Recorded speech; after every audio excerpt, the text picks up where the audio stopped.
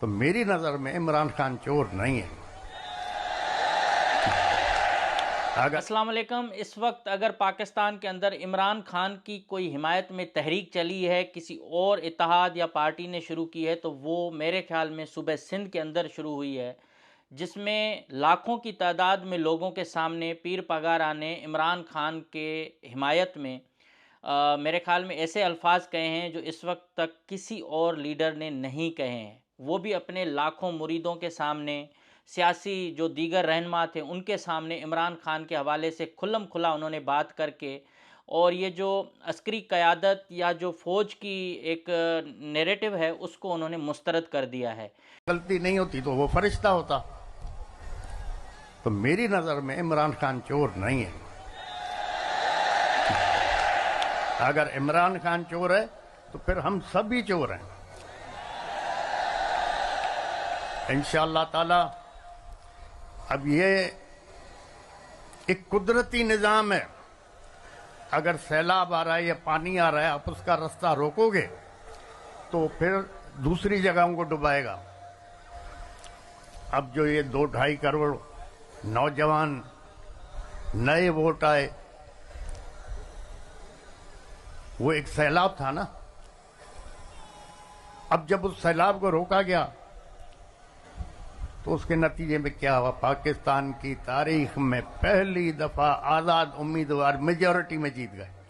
सबको डुबा दिया उन्होंने। पगारा ने बहुत अहम बातें की हैं, जिसमें एक इशारा ये भी दिया है कि पाकिस्तान में ये जो अगर हुकूमत बनेगी तो ये चल नहीं पाएगी, 8 से 10 महीने भी मुश्किल होंगे, और उसके बाद या तो इमरजेंसी लग जाएगी या फिर मार्शल लॉ लग जाएगा। ये बड़ी अहम बात है और मैं इस पर भी करता हूँ। लेकिन जो इस वक्त हैदराबाद में धरना हुआ जीडीए का इस इलेक्शन की धांधली के ख़िलाफ़, जिसमें तमाम जो सियासी जमात जीडीए की हामी हैं, इवन इसमें तहरीक इंसाफ सिंध की जानिब से भी शमूलियत की गई, और ये पहला जलसा है जिसमें खुल्लम खुला, मतलब कि एक तरफ पाकिस्तान की मजबूत क्या ताकतवर तरीन फोर्स जो इमरान खान का नाम सुनना पसंद नहीं करती, इमरान खान के ख़िलाफ़ जो क्रैकडाउन चल रहे हैं या उनकी पार्टी के ख़िलाफ़ चल रहे हैं, और इस पूरे 9 मई से लेकर जो अब तक के हालात हैं जिसमें कोई भी इमरान खान की हिमायत में मेरे ख्याल में बात नहीं कर पा रहा था लीडर, वो तमाम जो खौफ के बुत हैं वो सूबे सिंध ने तोड़े हैं। पहले तो ये इलेक्शन जो हुए हैं उस पर पीर पगारा ने कुछ दिन पहले वाज़े तौर पर कहा कि भाई ये 3 महीने पहले ही तय हो चुका था कि जीडीए को 0 सीट मिलेगी, आसिफ जरदारी जीत जाएगा। मुझे कहा गया था कि मैं पीपल्स पार्टी के साथ इत्तेहाद करूं, उनके साथ मिल जाऊं तो मुझे जो है वो 3-4 कौमी असेंबली और बाकी जो है सूबाई असेंबली की सीटें मिल जाएंगी।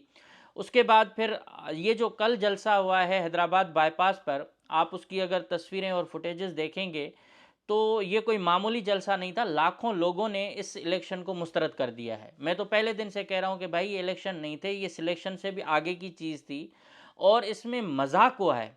पाकिस्तान के ख़िलाफ़ ये साजिश हुई है जिसको पीर पगारा जैसी शख्सियत ने, मैं न उनका कोई कारकुन हूँ, न मैं उनका अकीदतमंद हूँ, न मैं इमरान खान का कारकुन हूँ।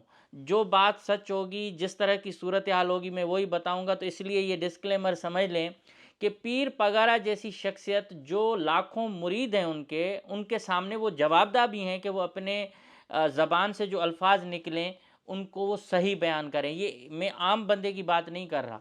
तो पीर पगारा ने फिर रिपीट किया कि जब मुझे कहा गया कि आप इलेक्शन वर्क करें, और मैंने अपने तमाम साथियों को मना कर दिया कि भाई मैं वर्क नहीं करूंगा क्योंकि ये पहले से ही बिक चुके हैं। फिर सवाल आता है कि इलेक्शन का बाइकाट करें, तो पीर पगारा साहब कहते हैं कि मैंने इसलिए कहा इनको कि इलेक्शन में जाएं ताकि हम इनको एक्सपोज कर सकें और हम दुनिया को बता सकें।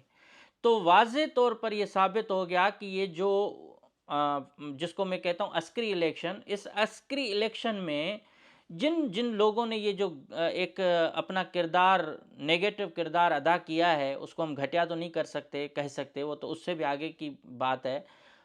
उन लोगों को इन्होंने एक्सपोज किया है इस इलेक्शन में, और पीर पगारा ने कहा है कि भाई ये पाकिस्तान की तारीख में पहले इलेक्शन है जिनमें इतनी बड़ी तादाद में आज़ाद उम्मीदवार जीत के आए हैं। इससे पहले कभी ऐसी मिसाल नहीं मिली। और इसके साथ पीर पगारा ने सुप्रीम कोर्ट को भी तनकीद का निशाना बनाया, आड़े हाथों लिया है इनडायरेक्ट, उन्होंने कहा कि ये वही सुप्रीम कोर्ट है जिन्होंने 2 भाई थे शायद जिनको फांसी की सज़ा के खिलाफ उनके पास अपील 10 साल से पड़ी हुई थी। जब अपील पर फैसला सुनाया कि ये बेगुनाह हैं, इनको आज़ाद करें, तब जेलर ने लिख के भेज दिया भाई इनको तो हमने फांसी दे दी। तो कह रहे जब इंसाफ ऐसा होगा तो इस मुल्क में फिर जाहिर है लोग दूसरा रास्ता अपनाएंगे। इसका वाज़ेह मकसद ये है कि जब आप लोगों को इज़्ज़त नहीं देंगे, जब लोगों की बात नहीं सुनेंगे, जब लोगों को दीवार से लगाएंगे तो लॉ एंड ऑर्डर का प्रॉब्लम क्रिएट होगा। जिस तरह से तहरीक इंसाफ के साथ किया गया है, ये भी एक नाइंसाफ़ी है। और इसके साथ उनकी एक और बड़ी बात ये थी जिसमें इन्होंने कहा कि ये इंसाफ जिस रियासत में या जिस मुल्क में नहीं होता वहाँ इस तरह के क्राइसिस होते हैं जो इस वक्त पाकिस्तान फेस कर रहा है। महंगाई इस तरह बढ़ जाएगी जिसमें मिडिल क्लास अब ख़त्म हो जाएगा, क्योंकि मुल्क को जो भी है वो चलाने वाले मिडिल क्लास होते हैं, गरीब या अमीर नहीं होते।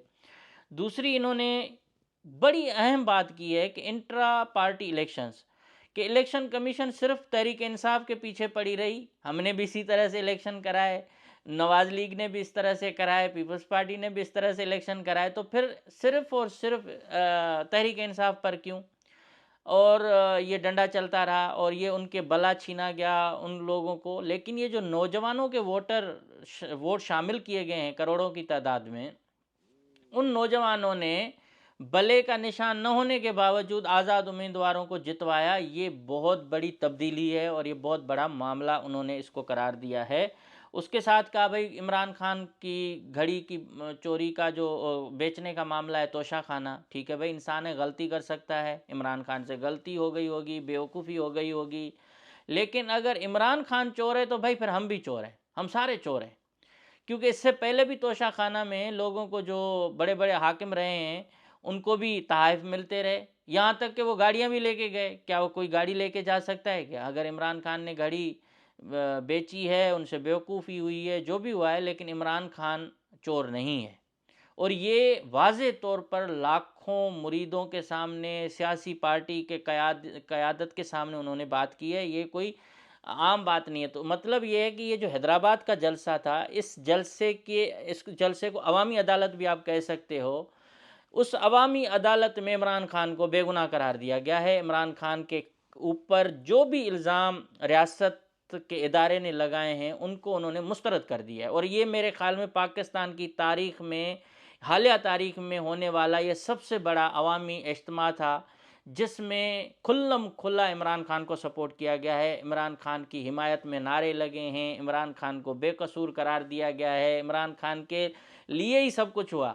और इस जलसे से ये पैगाम उन कुव्वतों को भी दिया गया कि अगर आप ज़्यादती करेंगे, अगर आप लोगों से लड़ेंगे तो भाई प्रॉब्लम होगी।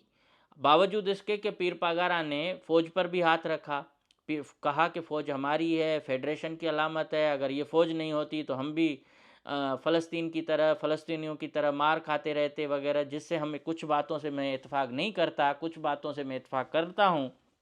लेकिन इन्होंने जो एतराफ़ किए हैं, जिस तरह से सुप्रीम कोर्ट के हवाले से उन्होंने जो कहा कि भाई ये अगर जहाँ इन्होंने बड़ी अहम बात ये की कि ये जो 8-10 महीने हैं इस तक ये हुकूमत चलेगी, उसके बाद नहीं चल पाएगी और ये फ़ौजी साहबान आ जाएंगे और यही सुप्रीम कोर्ट के जज उनको लीगल फ्रेमवर्क में ले आएंगे और उनको आइनी हैसियत दे देंगे, जिस तरह से माजी में होता रहा है। ये उन्होंने बड़ी पेशगोई की है। इनके तो आपको पता है वालिद साहब भी बड़ी पेशगोई करते थे और अभी भी यही पेशगोई उन्होंने की है कि मार्शल लॉ लग सकती है मुल्क के अंदर, और ये बड़ी ख़तरे की बात की है उन्होंने। और पीर पगारा के आपको पता है सोर्सेज बहुत तगड़े होते हैं, तो उन्होंने ये इशारा दे दिया है कि मुल्क में इमरजेंसी का निफाज हो सकता है, इसके साथ मार्शल लॉ लग सकता है। दूसरी उन्होंने ये बात की कि ये पहले इलेक्शन है पाकिस्तान के अंदर जिसमें जो जीतने वाले खुद परेशान हैं कि हम जीते कैसे हैं, और हारने वाले जो हैं वो सड़कों पर हैं कि हमें हरवाया कैसे गया है। अब इस तरह की सूरत हाल में ये तहरीक चली है और सूबे सिंध के लोगों ने अपना किरदार एक बार फिर अदा किया है। एक तरफ आप एक ज़रदारी को समझते हैं, ज़रदारी की पार्टी को समझते हैं कि ये सिंध की नुमाइंदा जमायतें ऐसे नहीं हैं, सिंध के और भी स्टेक होल्डर हैं। वो अलग बात है कि पैसे के ज़ोर पर और ताकत का इस्तेमाल करके आप वोट तो जीत सकते हैं, दिलें जीत नहीं सकते। आपने ये इलेक्शन जिस तरह से अयाज़ पलीजो ने कहा या पीर पगारों ने भी कहा कि इसकी पेमेंट हो चुकी है, आप अंदाज़ा करें अब पेमेंट किसको हुई है? जर्नलों को हुई है यकीनन। पेमेंट हुई है, इलेक्शन मुकम्मल तौर पर बेचे गए हैं, रिज़ल्ट बेचे गए हैं, पीपल्स पार्टी ने अपनी पेमेंट देके अपनी सीटें जीती हैं, ये बात तो बिल्कुल पते की लग रही है। तो मेरे ख़्याल में इस तरह की सूरत-ए-हाल में आप मज़ीद क्या कर सकते हैं कि ये जिस तरह से हमारी फ़ौज के जो कुछ लोग हैं या जिनके हाथ में डंडी आती है, जो खुद को इस रूए ज़मीन के और स्पेशली पाकिस्तान के खुदा समझते हैं, वो ये समझते हैं कि लोग नहीं बोलेंगे, डरेंगे, हम किसी को उठाएँगे, नंगा कर देंगे और गायब कर देंगे। अब आप पीर पगारा को तो ये कर नहीं सकते। पीर पगारा से तो आप फ़िलहाल इस तरह से लड़ नहीं सकते। अगर लड़ेंगे तो शायद वो भी फिर अकबर बुगटी या दूसरी तरह होगा, हर कोई अपना डिफेंड कर लेगा, लेकिन पीर पगारा मेरे ख्याल में फ़ौज से नहीं लड़ेगा, नहीं लड़ने की उनमें वो कहते हैं कि हम तो हमेशा इस मुल्क के साथ रहे हैं और फ़ौज के साथ रहे हैं।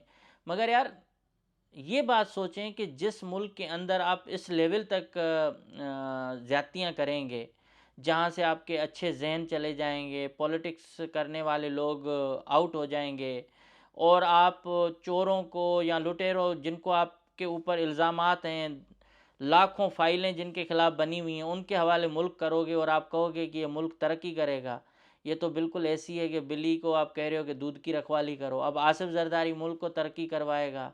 अब नवाज़ शरीफ साहब जिसको आपने बुलाया, अब वो भी खुद मेरे ख़्याल में बैक हो रहे हैं शायद, जो मुझे यहाँ मालूम हुआ है कि नवाज़ लीग को भी प्रॉब्लम हो रही है कि वो इस कंडीशन में पाकिस्तान में हुकूमत बनाए और उस हुकूमत को वो चलाए जहाँ जरदारी जैसे लोग, दीगर लोग उनको ब्लैकमेल करें।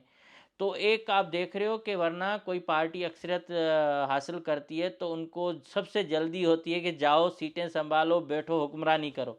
अभी तक सब लोग कपकपा रहे हैं, कोई भी पहल नहीं कर रहा कि कोई जाके हुकूमत साजी के लिए आगे बढ़ें। मीटिंगें चल रही हैं, मौलाना फजल रहमान के इंकशाफात सामने आ गए। ये सारी चीज़ें आपस में इन्होंने जो प्लानिंग की है वो इनके गले पड़ी है। और ये बड़ी बात है कि पंजाब और केपी ने बगावत की है, सूबे सिंध के अंदर उनके दारुल हुकूमत में सब कुछ हुआ है। मगर भाई पैसा बोलता है और पैसा जर्नलों ने लिया है, जो इस जलसे में साबित हुआ कि ये सारे पैसे लेकर इलेक्शन इनके हवाले करने की कोशिश की गई, लेकिन वही कि खुदा ने कुछ और मंजूर किया हुआ था। अब इमरान खान को हटाने के लिए इनके पास कुछ भी नहीं है, शायद ये कर नहीं सकते। इमरान खान को जिस तरह से इन्होंने गद्दार ठहराने की कोशिश की, जिस तरह से उनको जेलों में डाल के इलेक्शन से चंद दिन पहले सज़ाओं पे सज़ाएं सुनवाई, अब वहाँ जेल में जाके उनसे मुलाकातें की जा रही हैं, उनसे ऑफ़र्स उनको की जा रही हैं। ये वोट की ताकत है, ये अवाम की ताकत है। जब अवाम उठेगी, जब वोट की ताकत सामने आती है, तो बड़े बड़े बुत गिर जाते हैं। और यही इस वक्त पूरे पाकिस्तान में कहा जा रहा है कि भाई 9 मई का जो बयानिया है वो दफन हो चुका है। आप जिस शख्स को पाकिस्तान दुश्मन करार दे रहे थे, जिस शख्स को चोर लुटेरा करार दे रहे थे, वो वोट की ताकत के ज़रिए उसने अपनी जो है ना उनको सपोर्ट मिल गई है, तो आप कर नहीं सकते कुछ। तो कम से कम अब तो जो मुल्क चलाने वाले भी एक्सपोज हो चुके हैं, पूरी दुनिया देख रही है कि पाकिस्तान कौन चला रहे हैं। जो कहते हैं हमारा काम ही नहीं है, हम तो न्यूट्रल हैं, वो न्यूट्रल सारे जो है वो आ गए हैं मंजर पे। तो इस तरह की सूरत हाल है। बहरहाल सिंध ने अपना फ़ैसला दे दिया है, सिंध के लोगों ने फ़ैसला दे दिया है कि ये जो सिंध जरदारी के हवाले किया गया है, ये माल पे किया गया है, ये वोट के ज़रिए नहीं हुआ है। और इसमें सूबे सिंध को बेचा गया है और इस तरह की हम मज़म्मत करते हैं। और दूसरा बड़ा मामला ये हुआ है नसीराबाद में लाड़काना के करीब कि जो टीचर थे एक हमारे, वो 2 साल मिसिंग रहे, लोहार साहब हैं, उनको कल सुबह स्कूल जाते हुए मार दिया गया। और उनके हवाले से इस वक्त हमने तो अपना मौक़िफ़ रखा है। मैं कल भी कह रहा था कि ये हिदायत लोहार, इनको मोटरसाइकिल पर लोग आए नामालूम, उन्होंने गोलियां मारकर कत्ल कर दिया सुबह के टाइम जब वो स्कूल बच्चों को पढ़ाने जा रहे थे। अब हिदायत लोहार को 2 साल पहले मतलब 2 साल वो लापता रहे, फिर उसकी बेटियों ने तहरीक चला के उनको आज़ाद करवाया और फिर रास्ते में उनको इस तरह से मारा गया। तो आप सोच सकते हैं कि कोई ज़ाती दुश्मनी नहीं, कोई गांव गोठ में इस तरह से कर भी नहीं सकता, तो कौन लोग कर रहे हैं। बस अंदाज़ा करें कि इस मुल्क में, इस सूबे में किसकी हुकूमत है, कौन चला रहा है, किस तरह से लोग मारे जा रहे हैं। हम तो इसीलिए भाई बस दुआ ही मांग रहे हैं कि अल्लाह रहम करे। Thank you so much.